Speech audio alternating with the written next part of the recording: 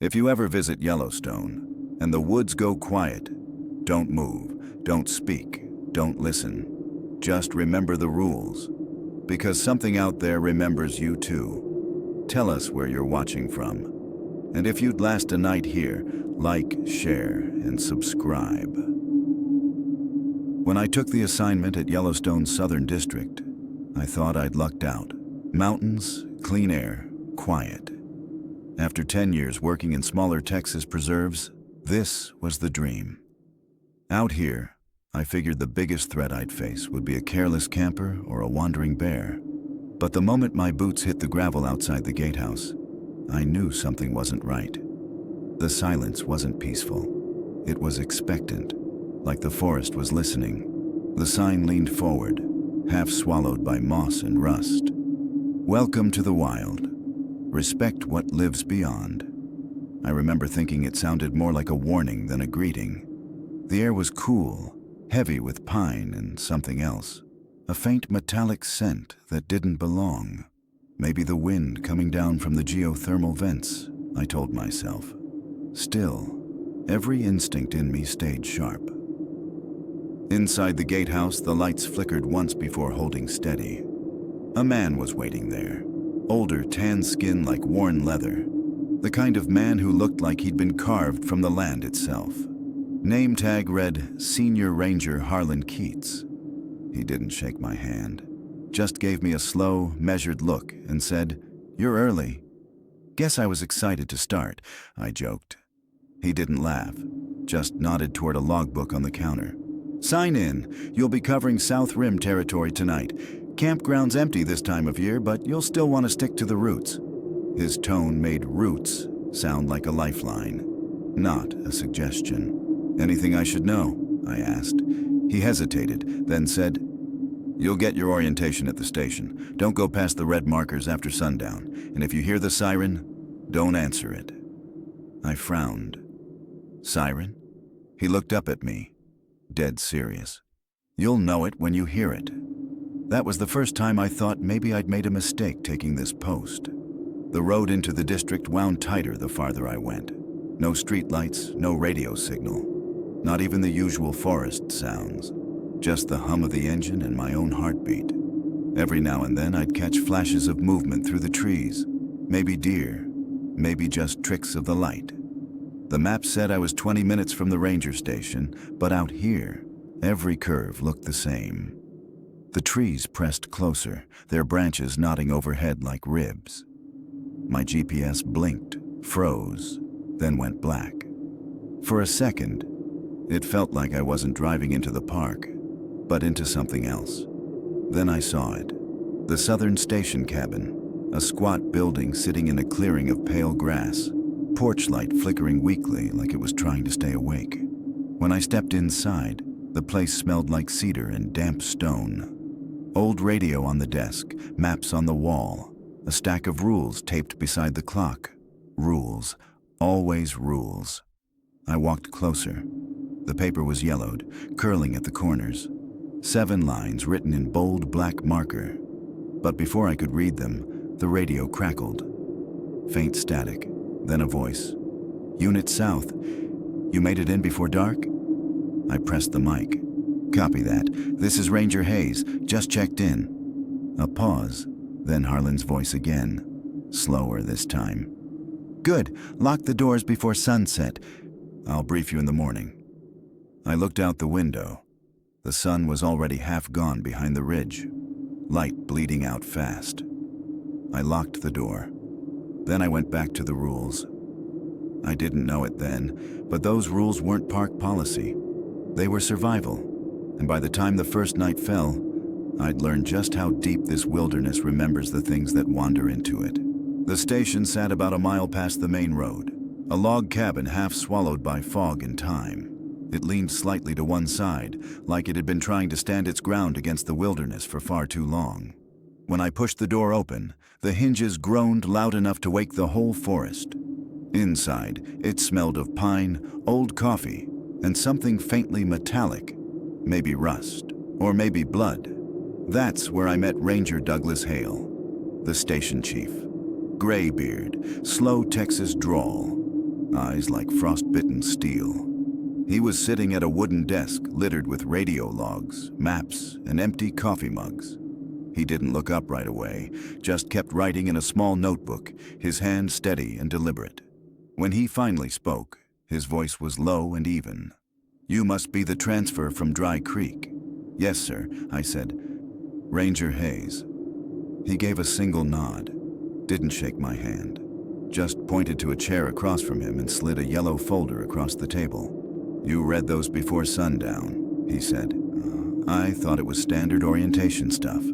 Wildlife safety, lost hiker protocols, maybe a few local cautions about geysers or grizzlies. But when I flipped it open, there were no maps, no safety guides, just one sheet of paper. It was titled, in big block letters, "Rules for Night Patrol." At first, I smirked. Thought it was a joke. Maybe something they handed new rangers to spook them on their first night. But Douglas didn't look like a man who joked. I read the first few lines out loud, expecting him to laugh. "Rule number 1. Do not patrol after 11:30 p.m. unless instructed by radio." He didn't react. "Rule number 2. If you see lights between the trees, turn around. Do not approach." He still said nothing. By rule number 3, my throat was dry. If you hear someone calling your name from outside, do not respond, no matter what they say. I looked up. Is this a prank? He set his pen down and leaned back in his chair. "You think the park closes at night?" I frowned. "I mean, not exactly. But it's quiet, right? Nothing really moves after dark except the wildlife." He stared at me for a long moment, then said, "That's what most of them thought. The sound of a faint wind brushing the window." "Them?" I asked. He nodded slowly. "Rangers before you. We don't talk much about it anymore, but this section of the park, it isn't like the rest. The forest changes after sundown. Trails move. Lights show up where there shouldn't be any. And sometimes the radio picks up voices." My stomach dropped a little.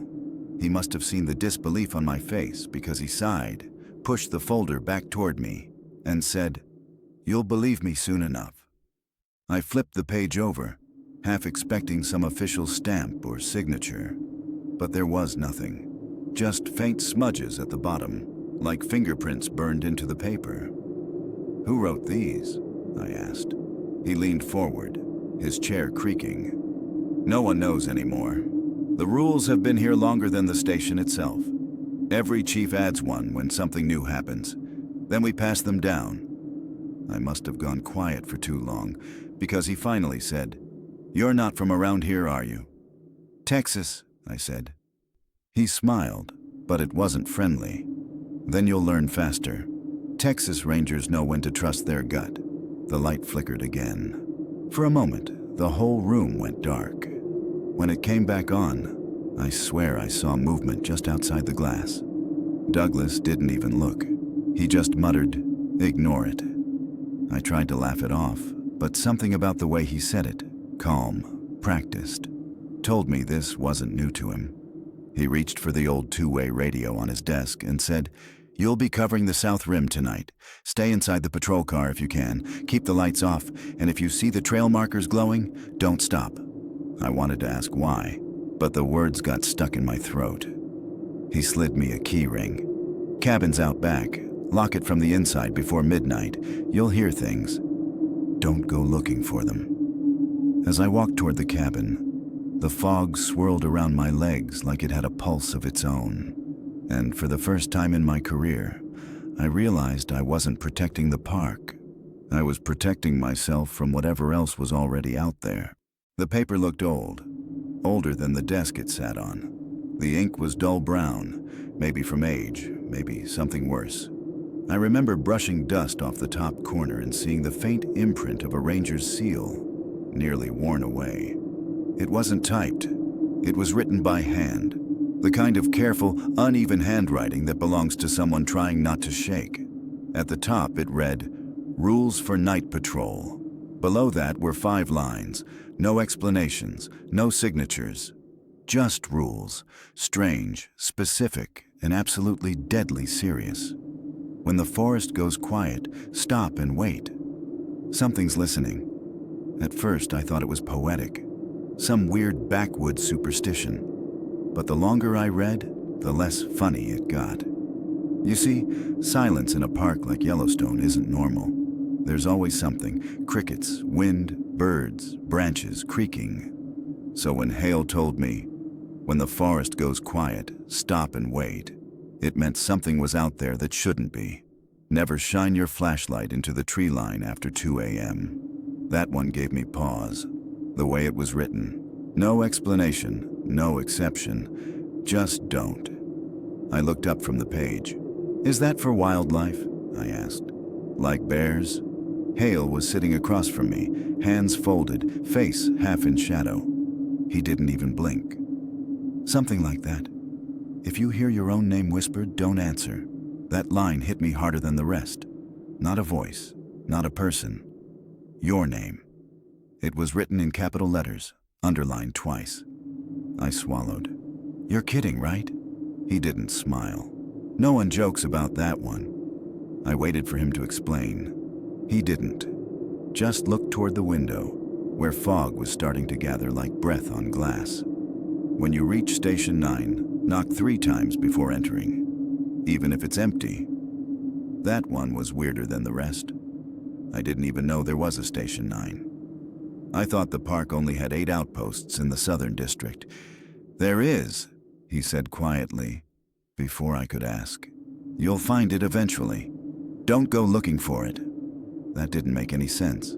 "Then how will I—" He cut me off. "You'll know. At sunrise, leave offerings of salt by the back door. They'll take care of the rest." This one made me laugh out loud before I could stop myself. "Offerings?" "Salt," he said flatly. "Not sugar, not coins, not anything else. Salt. 1 line across the door. Don't forget." He leaned back, eyes heavy, tired. But there was something else in them too. Fear, maybe.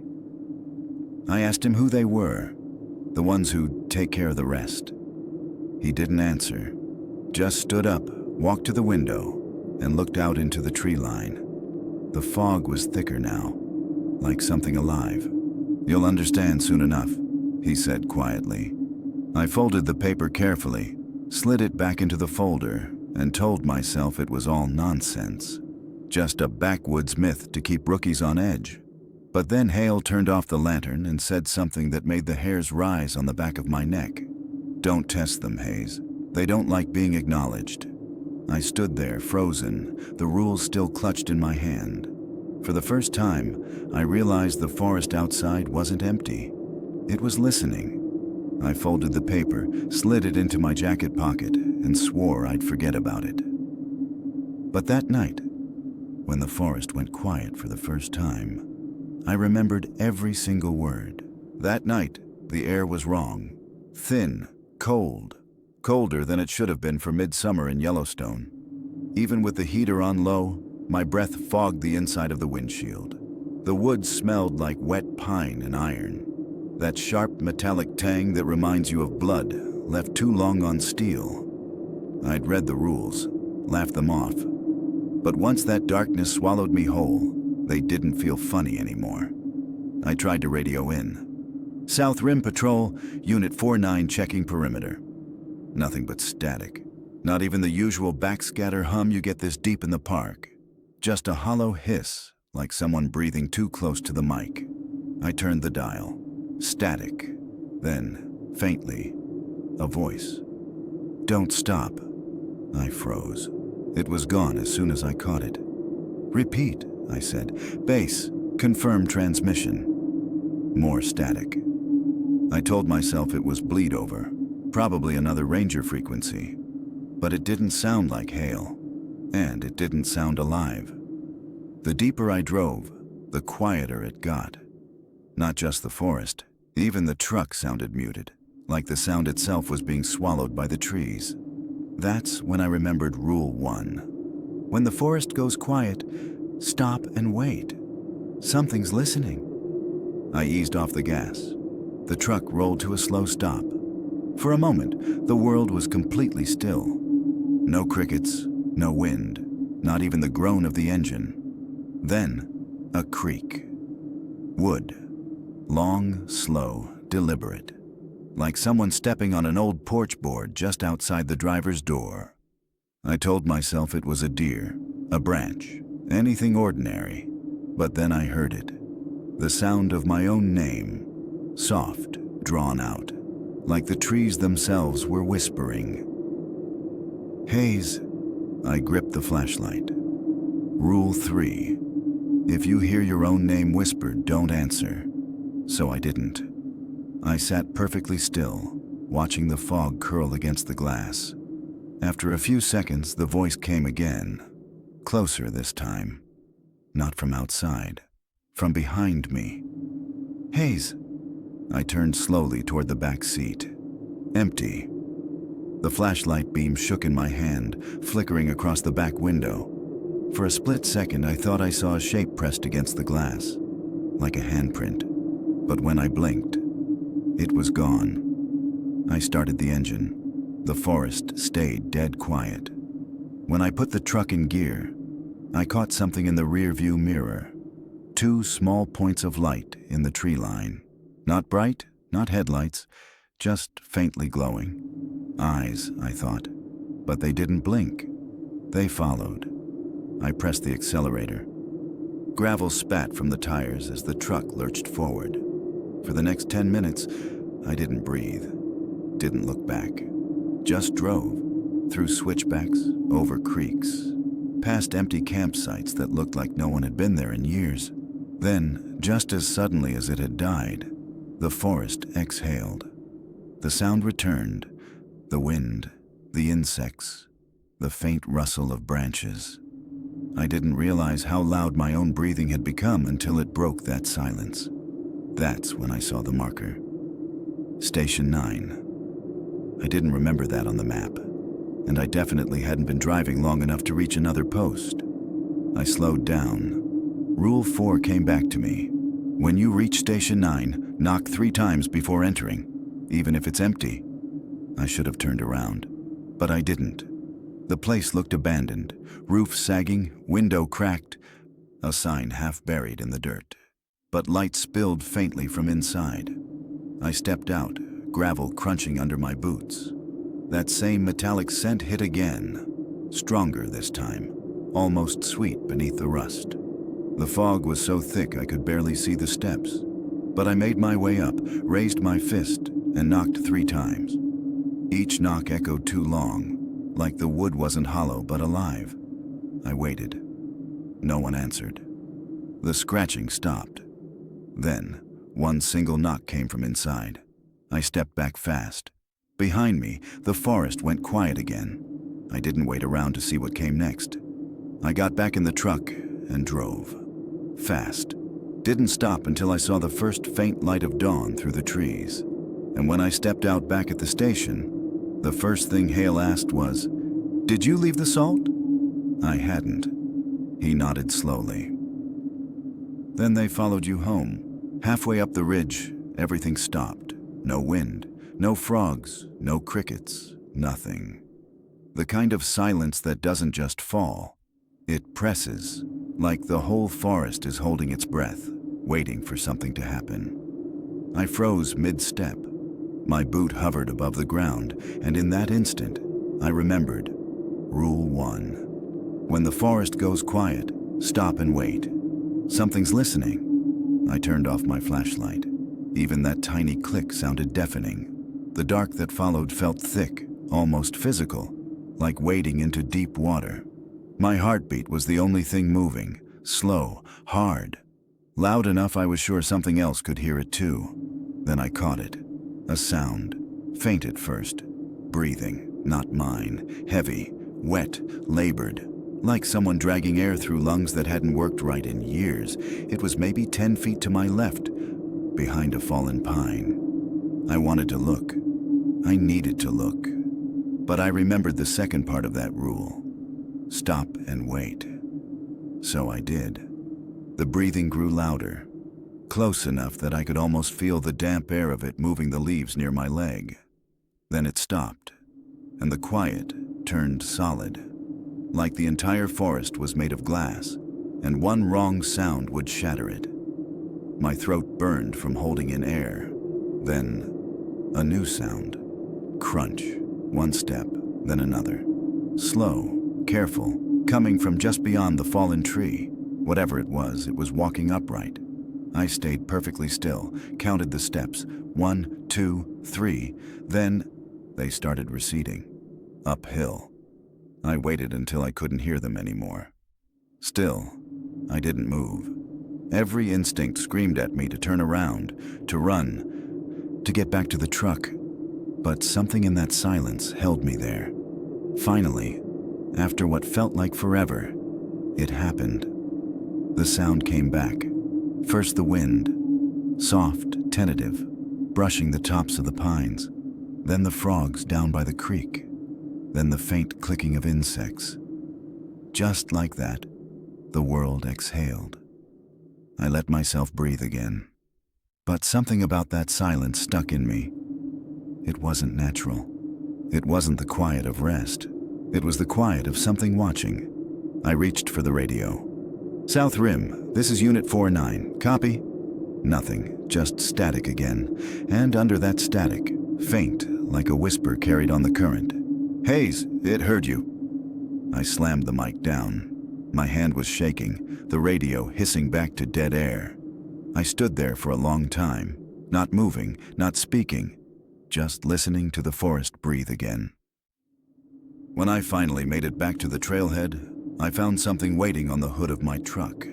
A line of salt.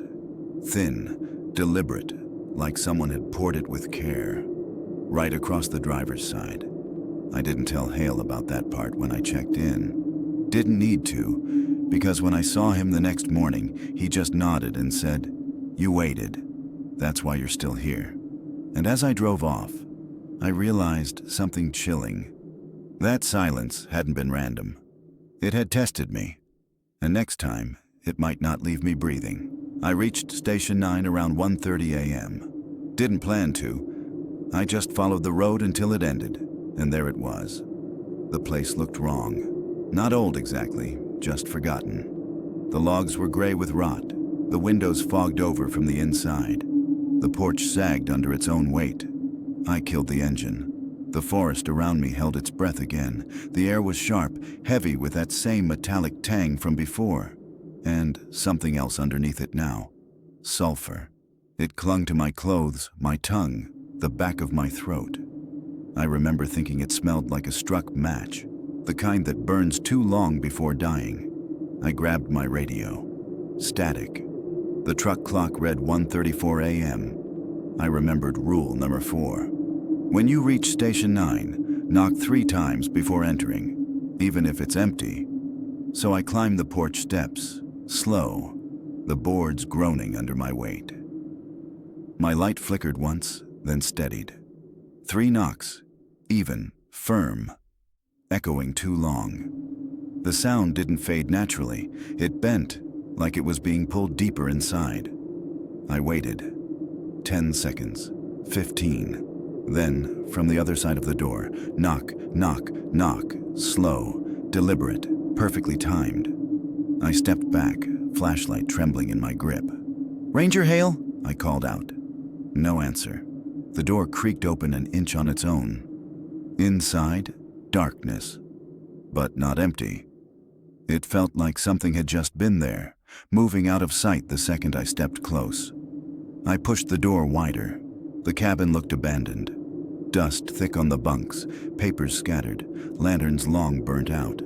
But there was a faint warmth in the air, like someone had been breathing there moments before. I swept my light across the floor. Tracks, not boots, bare feet, small, uneven. Leading from the center of the room to a door at the back. It was half open, swaying gently even though there was no wind. I whispered into my radio. "Unit 49 at Station 9. Cabin's not secure. Possible trespasser." Static again. But under it, for half a second, a voice. "Don't open the back door." Then nothing. I froze. My light fell across the table by the window. A rusted tin bowl. Inside was salt, fresh, still clumped from humidity. Someone had been here, or something. I backed toward the door, but before I could reach it, a sound rose up. Low, steady, coming from beneath the floor. A hum, not mechanical, alive, like a dozen voices all breathing at once just below my boots. I knelt, shone the light between the floorboards. The beam caught movement, pale shapes shifting slow, like hands pressing upward through the cracks. The humming stopped. Then came the knock again. 3 times, this time from underneath. I ran. I didn't look back, didn't check the door, just bolted out into the cold and didn't stop until I was halfway down the trail, the cabin light shrinking behind me like a dying star. When I finally reached the truck, the headlights flickered on by themselves. The passenger door was open, even though I knew I'd locked it. I got in anyway. Started the engine. The radio crackled one last time before cutting out completely.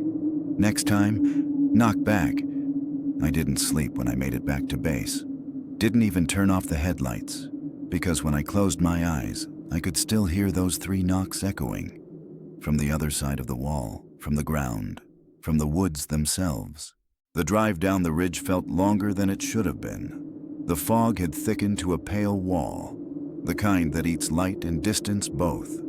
Even with the high beams on, I could barely see 10 feet ahead. The road wound like a snake, gravel snapping under my tires, every turn disappearing before I reached it. I just wanted to get back to base, back to the station, anywhere but out there. That's when the radio crackled. Ranger Carter. I froze. The voice was faint, warped by static, but familiar. Too familiar. Then it came again. Clear this time, calm, slow. Ranger Carter, come back. I gripped the steering wheel tighter, breath catching in my throat. Because that wasn't just any voice. That was mine. Exact tone, exact drawl, like someone had recorded me, then played it back from somewhere far away. I swallowed hard, pulse hammering. Rule number 3 flashed in my mind. If you hear your own name whispered, don't answer. I didn't. I reached for the radio, flipped it off, but the voice didn't stop. Carter, stop the truck. The sound wasn't coming from the radio anymore. It was coming from the passenger seat. I didn't look. I didn't move. The air inside the cab dropped cold enough to frost the corners of the windshield. My breath came out in clouds, fog mixing with fog. Then, something brushed the back of my neck. Light. Barely there, like fingers made of cold air. I gritted my teeth and pressed harder on the gas. The truck lurched forward, tires spitting gravel into the dark. Ranger Carter, look at me. I kept my eyes dead ahead.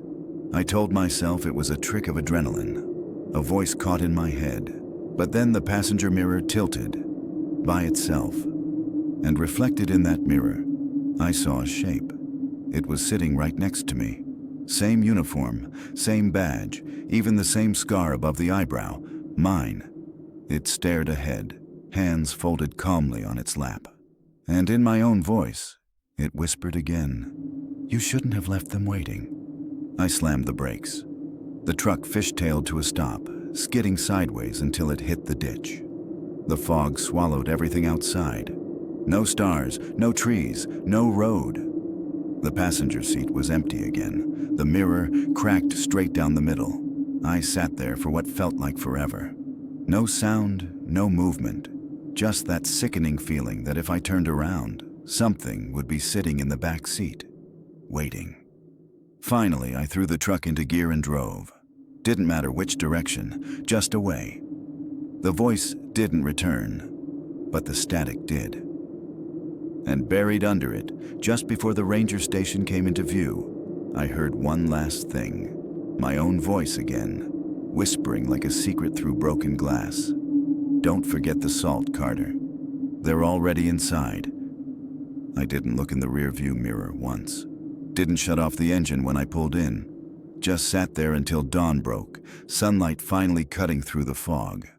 When Hale showed up for morning check, he took one look at my face and said, "You heard it, didn't you?" I nodded. He sighed. "That voice, it's not trying to scare you. It's trying to replace you." That was the first time I realized, whatever lives in this park doesn't just watch, it learns. And it's learning how to sound like me. By the time the first light crept through the fog, I hadn't slept a second. The truck engine was still running, headlights dim, radio silent. I sat there until the horizon bled orange and the frost on the windshield melted into thin streams. When I finally stepped out, I saw Hale, standing by the station door, a tin can of salt in one hand, moving slow and steady like he'd done it 1,000 times before.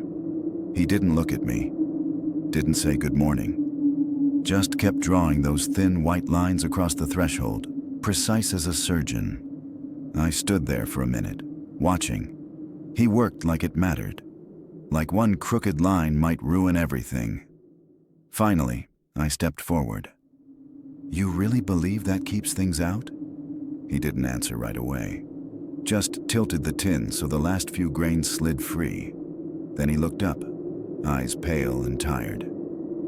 "Not out," he said, "just respected." I crouched down beside him, took the second tin from the porch rail, and started laying a line of my own. The salt hissed softly against the damp wood. He nodded once, approving. "Good," he muttered. "They like respect." Something about the way he said they made the hair on my arms stand up. I asked, "Who exactly are we showing respect to, Chief?" He didn't look at me, just stared toward the trees. "The ones that were here first," he said quietly. Then, after a pause, "and the ones that never left." I waited for him to elaborate. He didn't. I wanted to press him, ask if he meant animals, spirits, something else entirely. But something in his tone told me not to.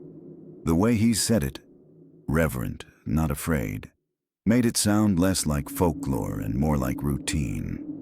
After a minute, he stood, brushed his hands on his pants, and nodded at the tin. "Don't miss the windows. Every opening counts." So I did what he said. Walked around the cabin, scattering salt along every sill and crack. The sun was fully up now, warm but thin, like light filtered through glass. The forest finally began to wake, birds calling, wind whispering. But beneath all that natural sound was something else, a low hum, barely audible but steady, like the ground itself was exhaling. When I came back around front, Hale was staring at the tree line again. "You hear it?" he asked. "The humming?" He nodded. "That's them settling." "Settling?" He turned toward me, face unreadable. "It's their way of saying thank you. Means they'll leave the station alone another day." That hit me wrong. "And if we forget?" He didn't hesitate. "Then they remind us." I swallowed, trying to keep my voice light. "You ever forget?" His eyes flicked up to mine. "Once." I didn't ask what happened. I didn't need to. The look on his face told me enough. We finished in silence. By the time the sun fully cleared the ridge, the fog had burned off completely. The forest looked almost normal again. Golden, calm, beautiful. But even in that daylight, I couldn't shake the feeling that something was watching us. Not from the shadows, but through the trees themselves. Like the forest had eyes, and it was deciding whether we'd done enough. When Hale finally went inside, I stayed behind a moment longer, poured the last of my tin in a clean, unbroken circle around the threshold. I didn't believe in ghosts, not then, but I believed in rules, and I'd learned fast that here, rules weren't just for us, they were for them. That was the first sunrise that didn't feel safe. Because in Yellowstone's southern district, the morning didn't end the night. It just paused it. A few nights later, the call came in. Missing camper, male, mid-30s, solo permit. Last seen near Lake Corwin. Lake Corwin isn't an easy place to get lost. It's isolated, sure, but not dangerous. At least, not by normal standards. What makes it strange is how quiet it stays, even in daylight. The air hangs heavy there. The pines grow too close together, and the ground never really dries. I met Hale at the trailhead before sunrise. He didn't say much, just handed me a thermos and a pair of gloves. His eyes were bloodshot, but steady. The rest of the rescue team, 2 seasonal rangers and a volunteer from Jackson, waited by the trucks. You could tell none of them wanted to be there. Nobody said it, but we all knew what happens when someone disappears out here. They don't always come back, and when they do, they're not quite right. We started the hike around 5 a.m., headlamps cutting through the fog like dull knives. Visibility dropped to maybe 20 feet. No birds, no insects. Just that same awful stillness I'd begun to recognize, the kind that hums in your bones before the world falls quiet. We found the campsite just after sunrise. The tent was half collapsed, fabric shredded. At first, I thought a bear had gotten to it. But then I noticed the direction of the tears, outward. Whatever happened inside, the man had torn his way out trying to escape. No blood, no prints, no sign of struggle except for one thing. The ground around the tent was covered in small, perfect circles. Ash. Not charcoal, not burned wood. Just fine gray ash, like cigarette dust. Each circle no wider than a dinner plate, and something had dragged its fingers through them. Long furrows, 5 at a time, all pointing away from the tent. Hale crouched down, ran his gloved hand over one of the marks. He didn't speak for a while. Finally, he said, "We've seen this before." I asked, "Animals?" He shook his head. "No animal burns circles into dirt, Carter." The volunteer shifted uneasily. Maybe a fire pit or ritual thing, some kind of hiker superstition. Hale didn't even glance up. No, these weren't made by people. We canvassed the area for tracks, debris, anything. Found the man's backpack about 20 yards out. Straps torn clean through, still zipped, untouched. Inside, his phone, wallet, and a compass, snapped clean in half. I picked it up and turned it over. The compass needle spun like it was caught in a magnetic storm, then stopped, pointing directly at the lake. I looked at Hale. He was already staring that way. "Stay out of the water," he said quietly. "Why?" "Because that's where they go when they're done looking." We did a grid search along the bank until noon. Found nothing but fog and silence. No footprints, no drag marks, no wildlife. Just more of those strange circles burned into the soil. They got fainter the closer we got to the water, like whatever made them had dissolved into it. When we got back to the station, Hale filed the report himself. Case status: closed. Environmental exposure. I read over his shoulder. "You think he just froze to death out here in July?" He signed the form without looking up. "That's what the file says. But that's not what happened." Hale finally looked at me then. His eyes were empty, but his voice was steady.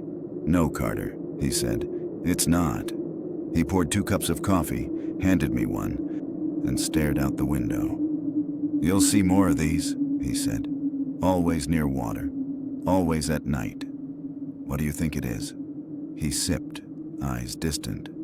I stopped thinking about that years ago. That night, I couldn't shake the image of those circles. Like something had reached out of the dirt, left its mark, and gone home to rest. But rest didn't feel like the right word.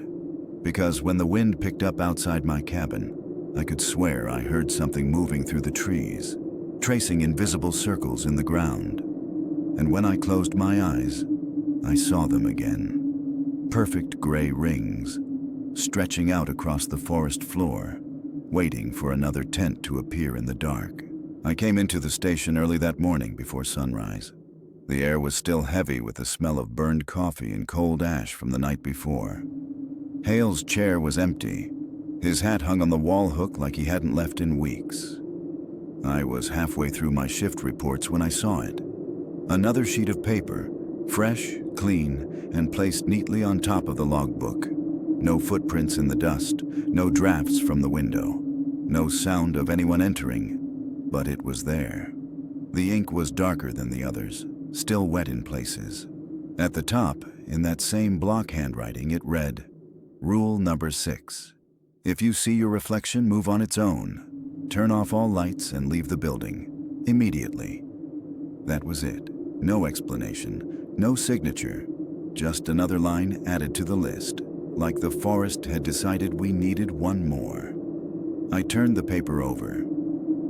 Blank, no note, no prank. But the ink, it wasn't written in pen. It had soaked slightly into the fibers, dark brown at the edges, almost like old blood. When Hale came in a few minutes later, I showed it to him. "Someone left this on my desk," I said. "Did you?" He stopped in the doorway, looked at it once, and I swear the color drained from his face. "That wasn't here yesterday," he muttered.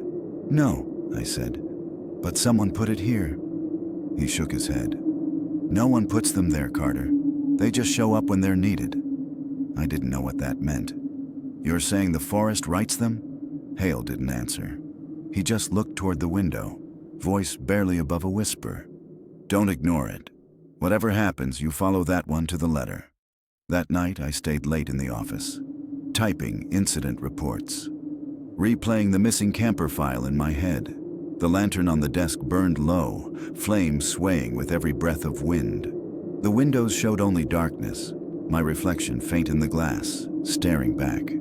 I noticed it first as a flicker. I moved my head slightly. The reflection didn't. It just kept looking straight ahead, face pale and still. I froze. My mouth went dry.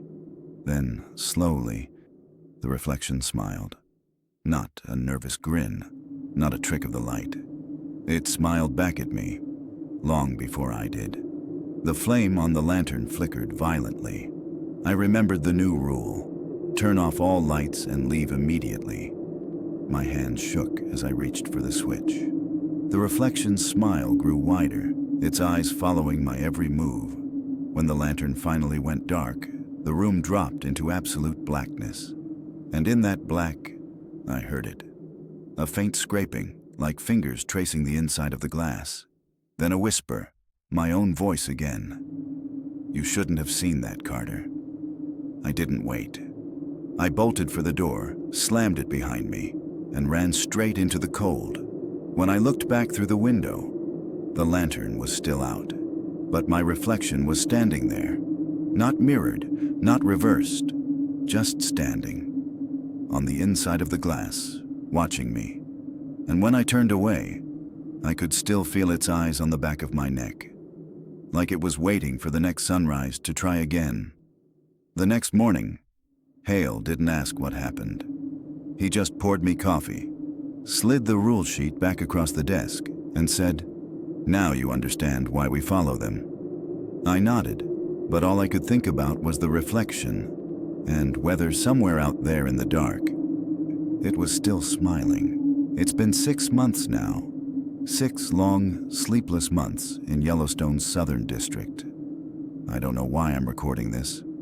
Maybe because I need proof that I'm still me, that something in this place hasn't already started rewriting me like it does the others. Some nights, I hear boots crunching outside the station. Slow, measured, heavy enough to shake the porch boards.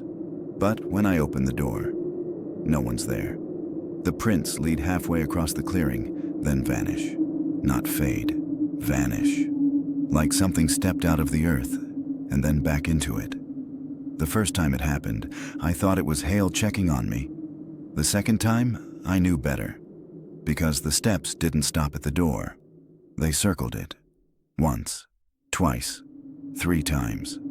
And then the doorknob turned, slow, careful, deliberate, like someone testing the lock. That was the night I stopped sleeping altogether. The next night, it was the trees. I used to think the wind made them whisper, that kind of low, shifting murmur that moves through the branches like a sigh. But this wasn't wind. It was language, not words exactly, more like intent. You can't translate it, but you can feel it. A warning, or maybe a countdown. I told Hale about it once. He didn't even look surprised, just said, "They notice when you start listening." Then he walked away. There are nights when I think about leaving, packing up, driving south until the forest thins out and the rules stop mattering. But every time I get close to the gate, something happens. Last week, my truck died 3 miles from the main road. Every light on the dash blinked red, all at once. Oil, battery, check engine, door ajar, even though nothing was wrong. Then I heard it. My radio, dead for weeks, clicked on by itself. Ranger Carter, follow the rules. I still don't know who said it, but I turned around. I came back because I've seen what happens to those who don't. 2 months ago, Ranger Lewis stopped knocking before entering Station 9. Said he didn't believe in ghost stories. We found his radio by the lake 2 days later. Still transmitting, battery dead, the casing warped like it had been held near heat. We never found him. Now, I don't question the rules anymore. I just follow them, every single one. When the forest goes quiet, I stop. When I hear my name, I don't answer. When the reflection smiles, I turn off the light.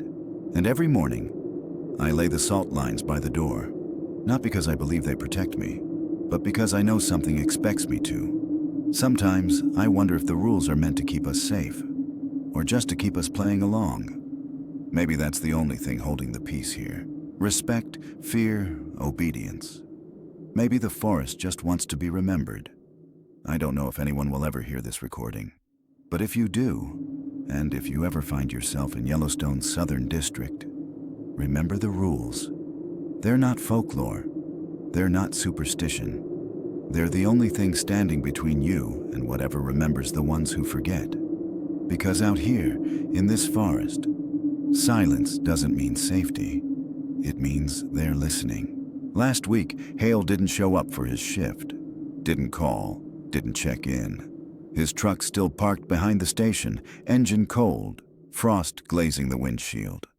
I waited all morning before going inside his quarters. The bed was made, boots lined perfectly by the door.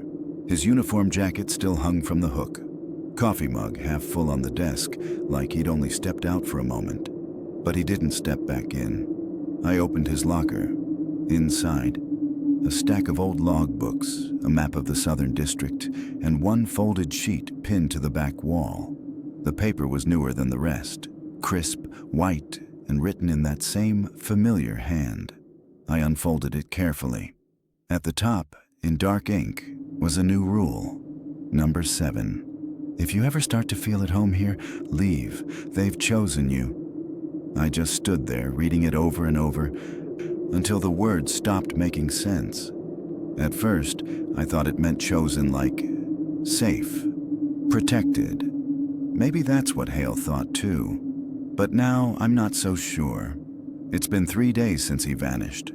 No footprints, no sign of a struggle. His radio still sits on the desk, light blinking red, battery full. I called his name through the woods until my voice broke. Nothing answered. Now it's just me and the rules. I keep the paper taped to the wall above my cot, right where I can see it before I sleep. Though I don't sleep much anymore. Because lately, things have changed. The forest doesn't feel hostile anymore. It feels familiar. When I walk the ridge, I know exactly where the trail bends before it does. The silence doesn't press like it used to. It moves with my breathing. Sometimes I think I can hear it. The forest, drawing air when I do. Like we're syncing up. Last night I forgot to set the salt lines, on purpose. And nothing happened. No whispers, no boots, no sirens from the trees. Just quiet, calm, almost peaceful. When I woke up, the air smelled different. Warmer somehow, full of pine and something sweet, like decay and rain mixed together. The forest was breathing. And I realized, for the first time, that I didn't want to leave. Not because I felt trapped, but because it felt like home. I know what the rule says. If you start to feel at home here, leave. But I haven't thought about leaving in days. Not once. The idea doesn't even feel real anymore. Like I've always belonged here. Sometimes, when I whisper my own name out loud, the forest whispers it back. Not mockingly, not threateningly, just softly, like it's learning how to say it right. And maybe that's all this was ever about. The rules weren't meant to protect us. They were meant to teach the forest how to keep us. So, if you find this recording, if you ever come to Yellowstone's Southern District, read the rules, follow them, understand them. And if you ever reach rule number 7, don't stay to see what comes next.